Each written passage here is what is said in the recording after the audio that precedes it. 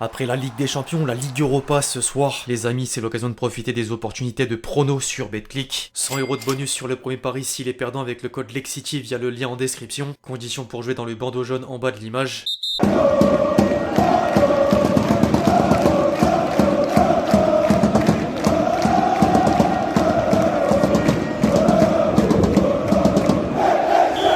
L'équipe, j'espère que vous allez bien. Aujourd'hui, on se retrouve avec un sentiment différent à celui qui a suivi la victoire de Lens contre Arsenal. Le Paris Saint-Germain s'est malheureusement écroulé en Angleterre et Luis Enrique semble toujours satisfait de remporter la possession avec un système perdant depuis le Classico. Au-delà du PSG, les clubs français sont déjà plus invaincus sur la scène européenne après une première journée sans faute. Newcastle s'est également mis à la hauteur de l'événement pour le retour de la Ligue des Champions à St James Park. Le club anglais a montré beaucoup d'efficacité et d'envie avec l'appui du 12e homme dans les tribunes qui a transcendé les joueurs tout au long de la rencontre. Bref, on va revenir en détail sur la dernière débâcle parisienne. Les amis, je compte sur vous d'avance pour lâcher votre meilleur j'aime sur la vidéo du jour. La chaîne est pas mal frappée par l'algorithme de YouTube depuis début septembre et je remercie tous ceux qui prendront 2 secondes pour le faire. Vous êtes des boss.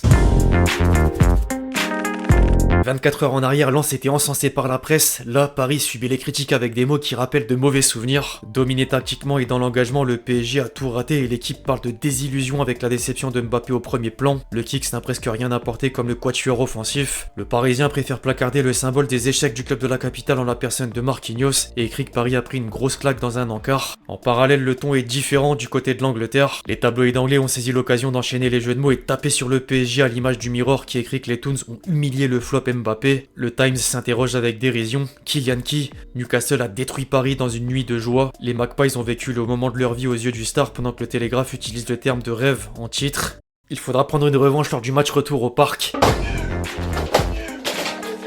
Par contre, la revanche sera possible si et seulement si Luis Enrique change des choses. Le système à 4 attaquants crée trop de déséquilibre et l'équipe est vite coupée en deux entre déchets techniques, duels perdus, relance catastrophique, transition inexistante ou encore milieu aux abois. La défaite est tactique et revient d'abord à Lucho. Ensuite, certains éléments parisiens ont affiché un niveau atroce. Je rejoins l'avis des journalistes de l'équipe concernant Mbappé, Colomani et Marquinhos qui ont écopé de la pire note des 22 acteurs. Le premier a tant agacé dans le jeu que par rapport à l'attitude. Les chiffres le sauvent depuis le début de la saison, mais la copie est souvent limite dans d'autres aspects. Il semble clairement moins à l'aise dans le schéma actuel. Mbappé doit sans doute reprendre un rôle classique pour plus utiliser la profondeur et éviter de passer un match avec 4 ballons touchés dans la surface adverse, dont un tir non cadré ou encore un dribble tenté sans le réussir. Le mot inexistant vaut également pour le deuxième. Le vice-champion du monde a perdu un nombre de ballons affolant et au-delà du déchet technique, il n'a jamais trouvé d'entente avec les coéquipiers dans le même périmètre. Barcola l'a d'ailleurs remplacé à l'heure de jeu sans parvenir à relever le niveau. Enfin, le troisième a ravivé quelques échecs parisiens. Le Brésilien est fautif sur 2 des 4 buts de Newcastle et l'aspect mental paraît encore un problème.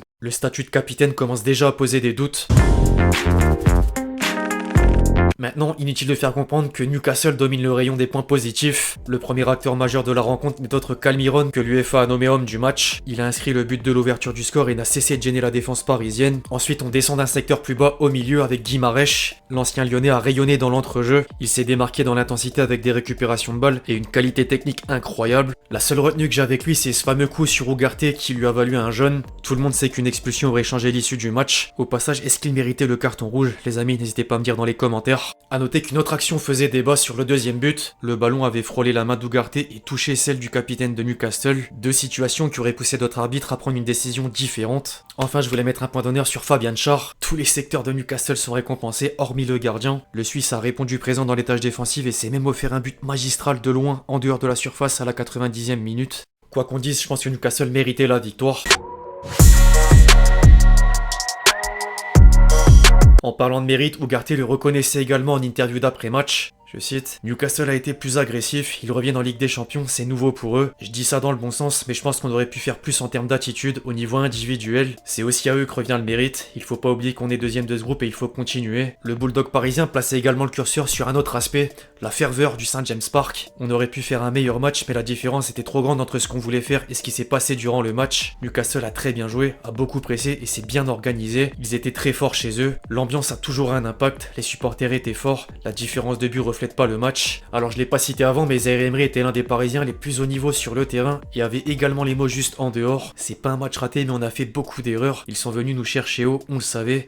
On va revoir toutes les erreurs pour nous améliorer et devenir une équipe encore meilleure. C'est pas une question d'âge, mais de personnalité. Le public doit pas nous déstabiliser. Il reste encore des matchs et on va tout faire pour finir premier. Par contre, là où j'ai trouvé un discours lunaire, c'est venant de la bouche de Luis Enrique. Je suis le premier responsable pour le résultat de l'équipe. Pourquoi ce système? Je suis l'entraîneur, je dois décider. Si j'ai pas changé en seconde période, c'est que je pensais que c'était le mieux et je continue de le penser. Et je continue de le penser, il a dit. On ne mérite pas ce résultat. On a eu beaucoup de bonnes positions. Quand les espaces sont si petits, il faut essayer de mieux jouer. Le pire, c'est que certains de ces joueurs ont reconnu que l'attitude n'était pas bonne et pourtant lui persiste. Il n'y avait aucun problème avec l'attitude de mes joueurs. Peut-être que vous avez vu un autre match. L'attitude était optimale. Le résultat est juste, mais le score est excessif. Je suis content avec ce que les joueurs ont fait, à part dans les 30 derniers mètres. Ils ont fait ce que j'attendais d'eux. C'était une aubaine pour les consultants Don Riolo de taper sur l'ancien sélectionneur de l'Espagne. Il commençait déjà durant le match sur X, anciennement Twitter. Il n'a pas mâché ses mots ensuite dans l'afterfoot. Il recommence à Clermont où ça se passe pas bien. Tu es troué, tu concèdes beaucoup d'occasions contre le dernier de Ligue 1. Quelle équipe en Europe joue comme ça? Ce système-là, c'est de la merde, c'est nul. Personne ne joue comme ça. Non seulement il aligne ce système au départ et le milieu du PSG prend l'eau de toutes parts. Il peut ajuster en cours de route mais nous montre qu'il ne changera pas. Il nous envoie tout chier en disant « Moi j'ai raison parce que je suis un génie. Les génies incompris, c'est un truc que je supporte pas. » Après Luis Enrique, il a enchaîné pour une des rares fois sur Mbappé. Mbappé, effectivement. Mbappé, je me souviens l'an dernier de sa fameuse phrase à l'encontre de Neymar. Il va falloir bien manger, bien dormir. Mbappé a fait une préparation moisie suite à sa mise à l'écart. Mais quand on fait une préparation qui est comme ça, on travaille et on sort un petit peu moins. Parce que là où Mbappé est en train de devenir un grand leader, c'est dans les grandes soirées à Paris en ce moment. Les soirées que fait Mbappé à Paris et la réputation qu'il est en train de se faire dans tout Paris avec tous les gens qui parlent. Il faudrait qu'il fasse très attention aux choses qui peuvent lui retomber sur la gueule dans pas longtemps. Il parle plus d'extra-sportif que du terrain, mais il y a encore du scoop. Concernant l'adversaire, on va pas s'étendre, mais j'ai bien aimé la réaction de Longstaff qui retenait une soirée incroyable avec un but à la clé et l'atmosphère mise par les supporters de Newcastle. Une image vaut 1000 mots.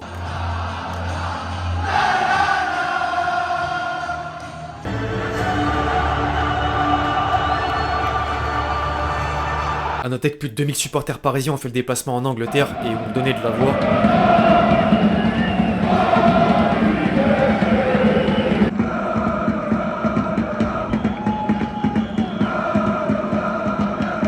Comme je dis souvent, j'ai de la peine de voir ça, puis le résultat final.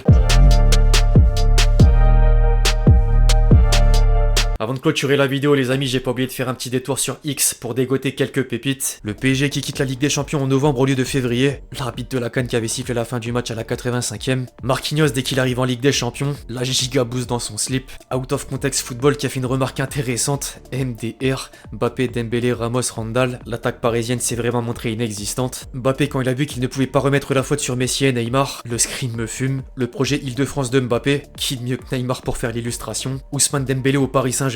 Il ne marque aucun but. Les crampons de Kolo Muani ce soir, un clown ferait pareil avec ses chaussures. Les Saoudiens et les Qataris dans le bureau de la VAR actuellement, ou comment essayer d'avoir une décision favorable. Main flagrante sur le deuxième but, rien. Guimarães qui met coup de poing derrière la tête d'Ugarte, rien.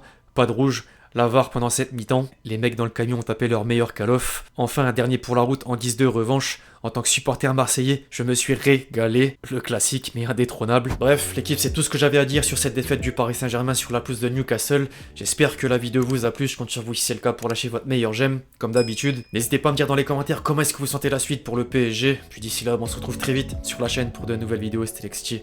Ciao ciao.